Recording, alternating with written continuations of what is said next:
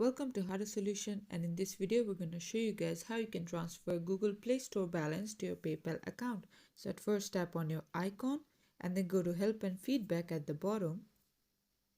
From there tap on contact us and then click on I want to transfer my Google Play account balance to my PayPal account and just hit next and then tap on this one and then go to next step. From there it says community, so tap on this one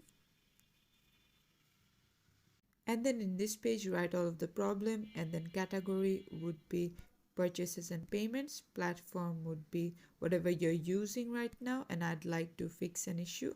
And then once you do on next step, they'll ask you if you want to post this problem, and then someone from the help team will contact you and they will let you know how you can do it.